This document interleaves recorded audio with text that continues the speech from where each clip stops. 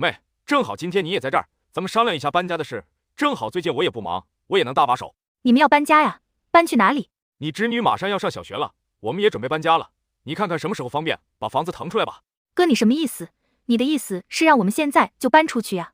我还没找到合适的房子呢，是不是嫂子的主意？她让我现在搬出去，蛇蝎心肠的女人是让我们去睡大街吗？小妹，你不能这么说。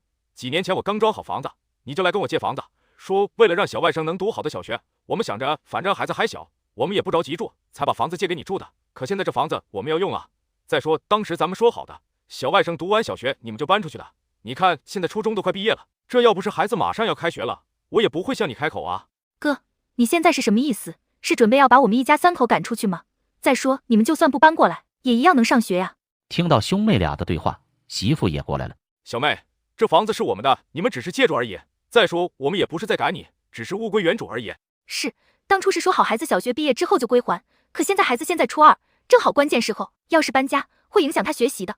再说我们又没有占你们便宜，当初你们的装修顶多算个简装吧，缺东少西的，是我们又添这个加那个的，才是现在的样子。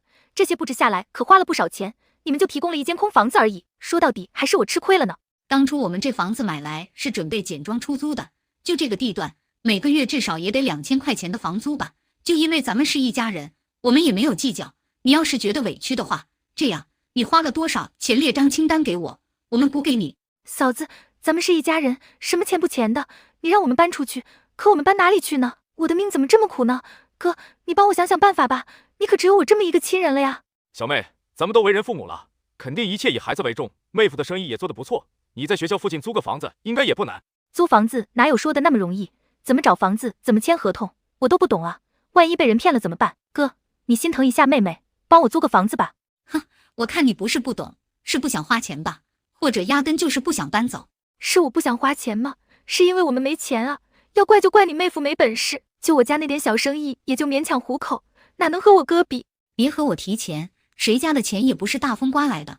我好心好意的给你白住8年，已经是帮你了。要是这房子出租8年的话，你自己算一下得多少钱？那还不是想着咱们是一家人，我们的生活比你们轻松一点。可你不能拿我们对你的好当做理所当然了。你们那么有本事，再买一套不就成了吗？何必惦记着我住的这套房呢？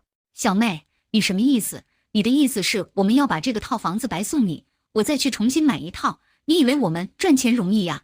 你也太敢想了。我父母都不在了，就剩下我哥和我相依为命了。我哥的房子就是我的房子，我住我哥的房子，你一个外人在那叽歪什么？小妹，你越说越不像话了。当哥的帮你天经地义，但是你不能把我家里闹得鸡犬不宁啊！你嫂子心善，事事都让着你，你不能得寸进尺啊！反正我不管，说破天我也不搬，谁爱搬任搬。要么让我们继续住这套房，要么你们帮我们租套房子，我们搬过去。不然的话说什么，我也不搬。这种话你怎么说得出口呢？我们凭什么给你租房？我是你哥没错，但没有义务养活你们一家子。你要是遇到困难，我可以帮你，但你现在这是无理取闹。小妹，当时借给你们住，是念在你是我妹的份上。现在你闹的这出，有把我当成你哥吗？没想到我借出去的是情分，收回来的却是仇恨。你摸着良心想想，这房子要是租给别人，8年房租到现在都有小20万了，这么多钱干什么不好？扔谁里还有响声呢？扔给你们连一句好话都听不着。要不还是问下妹夫吧。不要问他，他说了不算。小妹，孩子都上初中了，你也不要只围着孩子转，找个喜欢的工作，不要一直怨天尤人，嫌弃这个嫌弃那个的。夫妻就应该同甘共苦，相互扶持的。而你每天就只会怪妹夫没本事，那你呢？你又帮了他什么呢？话我已经说到这了，你若不肯搬，那我们只能走法律程序了。到那时候，咱们还能做兄妹吗？你们觉得这样的妹妹应该帮吗？欢迎大家留下你的看法。